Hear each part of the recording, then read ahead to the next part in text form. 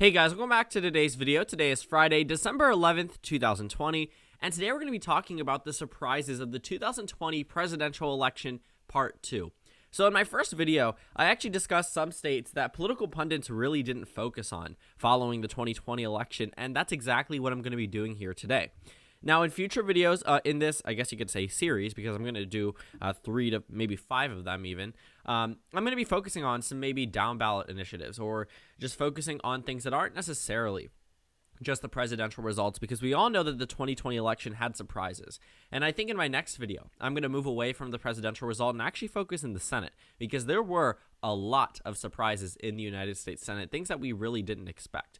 But when we're looking at this map, the states that I'm going to be showing you aren't exactly states that you would expect me to talk about. I really don't talk about the majority of them. I think the only state that I really talked about once was one in the South, because there was a possibility that it got narrower than 2016, which actually was not the case.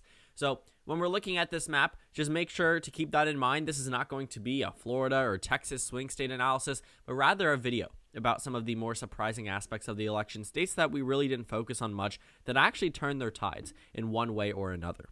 So let's go ahead and focus on the first state that we can talk about, and this is actually the southern state that I mentioned. We're going to work our way bottom up. So the state of Mississippi voted for Donald Trump by 16.5%. Now, I know what you're thinking. This is Mississippi. Doesn't it make sense that it voted overwhelmingly for President Trump? Well, the answer is yes. In 2016, Donald Trump won the state by 17.8%. Joe Biden did have a minor improvement, but it was nowhere near what Obama's numbers were in 2012 in this state. It was only an 11.5% victory for Mitt Romney in the state of Mississippi in 2012. In 2008, it went to McCain by an even larger amount. So we actually saw Mississippi narrow up, and I think this had to do partly, or a lot, with the high turnout amongst African-American voters, specifically in this state and across the southern region.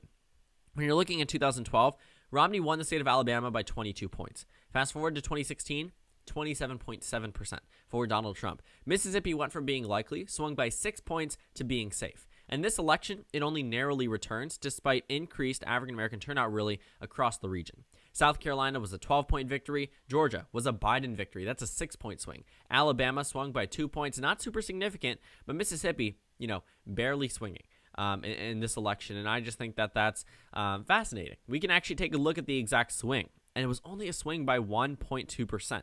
And I think that's important to note, because Mississippi was supposed to be a state that was decided by less than 15 points. A lot of us were expecting the African-American vote in this state to overwhelmingly turn out for Joe Biden.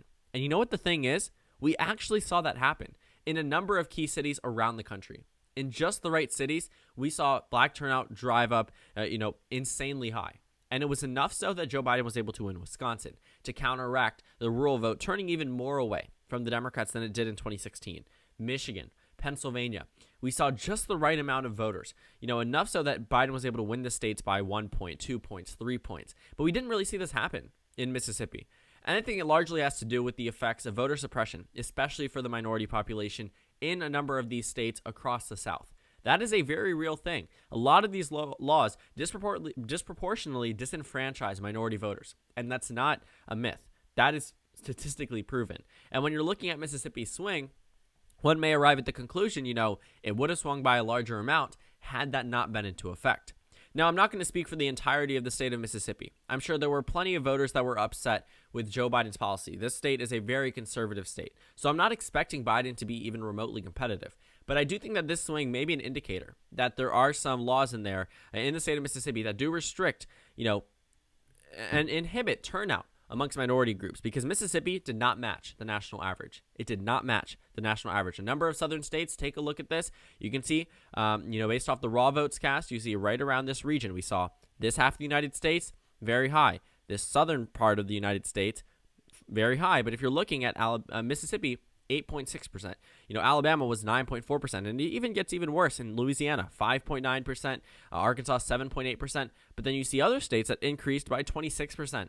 32%, 32%, 25, 23. So you do have to ask the question, why couldn't Mississippi mimic those numbers? And I think largely the reason is due to the fact that a lot of minority voters just either didn't vote or weren't able to.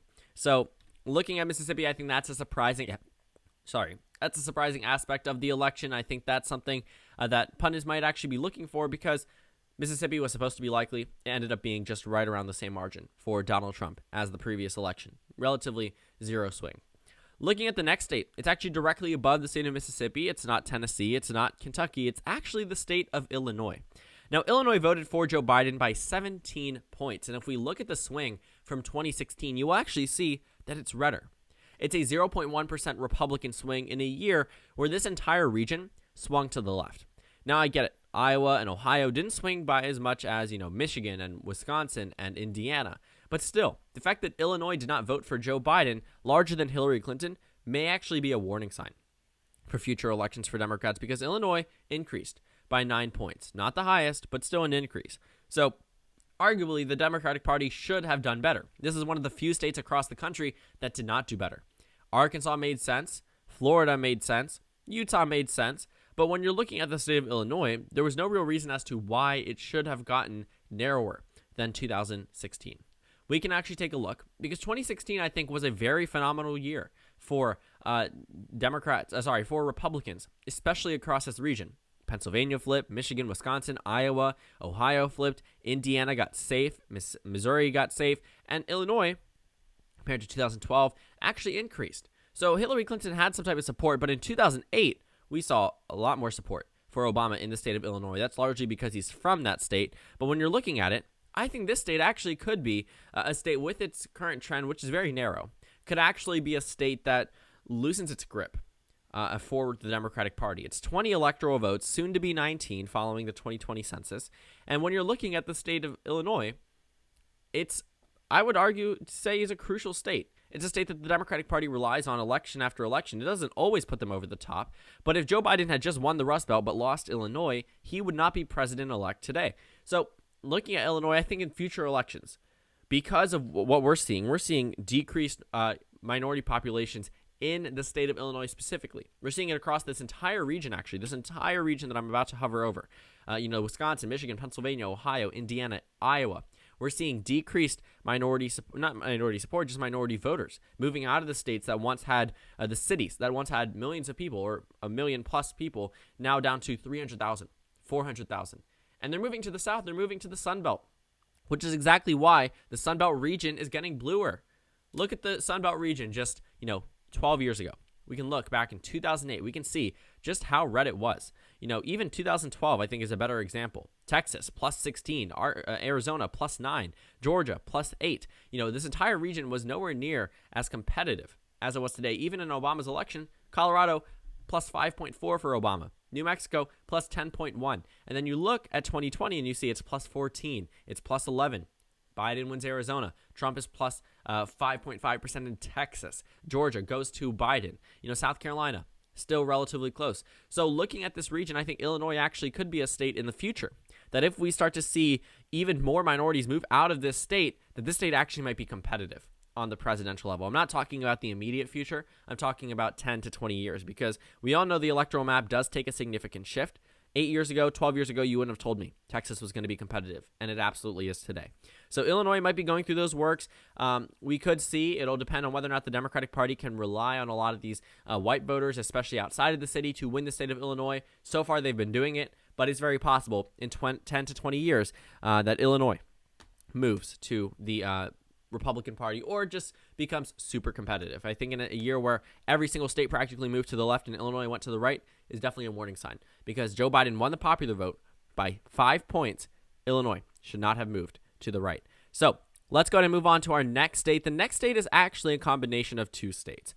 And then we're going to finish off with our final state. But this is the state of Washington, and the state of Oregon. Now, both of these states I normally characterized as safe, but I don't think that I should have been doing that. Washington and Oregon were actually not necessarily safe states in the 2012 election.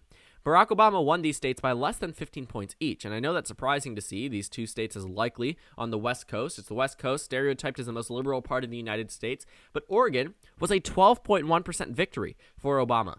Washington was a 14.9% victory for Obama, and I think Democrats had a small sigh of relief in 2016 when Washington voted to the left of where it did in 2012, but Oregon went to the right, and Oregon went to Clinton by 11 points. I know what you're thinking. Yeah, that's a large margin. I don't think anyone should be too scared that an 11-point margin was there. But Oregon was just 1.6% more left than Iowa was for Trump.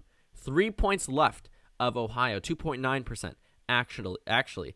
Texas, 3 points to the left of Texas in the 2016 election. So Oregon actually, was closer than even Alaska, even the state of South Carolina. So looking at Oregon and even Indiana and Missouri, states that were very competitive in 2008, 8 years later in 2016, Oregon goes to Clinton by 11 points. But this election, had it kept up the trend, it should have gone to Joe Biden by maybe 8 or 9 points. But we all know the entire country shifted to the left, and so did Washington and Oregon, but more so than Obama's margins in 2012. And I think that largely has to do with the fact that Joe Biden improved significantly amongst white voters in certain regions of the country. I think it overall balanced out to a point where it wasn't this monumental shift. It was enough so that he won the election, but it was by no means a landslide, and we all know that. But it was enough so that he was able to win over a lot of these voters, especially in the suburbs. And also, driving up turnout amongst minority groups in major cities was one of the main reasons why Joe Biden won the election. Hillary Clinton did not do that. In 2016, we saw cities such as Milwaukee and Detroit see decreases in support, 100,000 less voters versus 2012, when she only lost the states by 20,000 votes, 10,000 votes. We could have had an entirely different president had the Clinton campaign ran the same strategy as the Biden campaign. The Biden campaign had to traverse a very tricky pathway this election. They had to simultaneously appeal to the majority of white voters as well as the majority of minority voters. And generally, what we see is there is a very different voting pattern between both groups. White voters traditionally are more Republican, minority voters are traditionally more Democrat, and Biden really tried to argue his point to all of them. Now, it actually worked in certain states, and I think Oregon and Washington are perfect representations of that, solidifying his base in key cities. It was never as if these states were going to be competitive, but the fact that they are now safe, and these are pretty significant shifts from 2016, specifically in Oregon, I think that these were pretty surprising. I didn't expect these states to be as solid for Joe Biden as they were. For some of my election predictions for Joe Biden, I actually characterized these states as likely. So when you're looking at Washington and Oregon, traditionally we'd expect them to be safe blue, but this election actually showed us that they may actually be safe blue. But for future Democrats, I think it's possible it goes down to the likely column. But I think that was pretty surprising. I think that was a pretty surprising aspect of the 2020 election, if I do say so myself. And then the next state, the final state that we are going to talk about, is the state of Hawaii, Barack Obama's birth home state. And this state voted for Joe Biden by a very significant amount, nearly 30 points. Nearly 30 points. We can actually take a look at the margin right here, 29.5%. So 30 points if you round up. That's solid. Why are we even talking about it? We'll take a look at the swing from 2016. This, I believe, was the largest swing from the Democratic Party to the Republican Party from 2016 to 2020 on the entire map. The largest Republican beneficial swing in Hawaii. Why did this happen? Well, they passed a law stating that every single registered voter will automatically receive a mail-in ballot 18 days prior to the election. Republicans have been saying the entire time that mail-in ballots were going to disproportionately affect Republican voters and, help the Democratic Party. And it was only going to benefit the Democratic Party, but Hawaii was the exception. This state voted to the right by 3 points, with every voter given the opportunity to vote. That also may raise questions as to whether or not, why Republicans don't vote in Hawaii. Hawaii should not have gone to the left of where it voted for Hillary Clinton. I understand from Obama to Clinton, but I didn't really understand Clinton to Biden until I saw this law passed. When we're looking at Hawaii, the fact that every voter now has the ability to vote, maybe traditionally Republican voters who feel as if their vote doesn't count or just didn't have time to vote are now voting for the Republican Party. And Hawaii has been a state that has been controlled by the Democratic Party in every aspect. They have the overwhelming supermajority in the Hawaii Senate. I believe they have 0 Republicans in the entire Hawaii Senate. You actually can take a look at Hawaii's politics there. It's just the same names, 5 to 6 names running for different positions, running for House, running for, governor, running for, mayor, just the same names. I'm so serious about it. It's so fascinating. You can find one representative from that state or former representative who held 3 other statewide positions in the state of Hawaii. It's a very weird demographic group here, or just voting pattern group. But when you're looking at the state of Hawaii, the fact that it voted to the right of where it did in 2016 because of this mail-in ballot initiative, actually contrasts with that talking point from Republican surrogates that mail-in ballots are only beneficial to the Democratic Party. And I find this state to be surprising. It's obviously very safe for Joe Biden. It's not going to be competitive in the future. But I do think that it's just interesting that the state did actually vote to the right as a result of this mail-in ballot initiative, which just completely contrasts, like I said, that talking point from the Republican Party. But that's pretty much it. Those are my surprising states for the part 2. Stay tuned for a part 3. Going to dive into the United States Senate in my next video. And thank you guys so much for watching. Make sure to comment down suggestions below. Subscribe on the left if you haven't already, and check out the Instagram and Twitter. At the bottom left of the screen, there's also a Discord server for you to go ahead and join. On the screen, there's a video you can watch, and then a playlist for my post 2020 election videos. Again, thank you guys so much for watching, and I will see you all later today.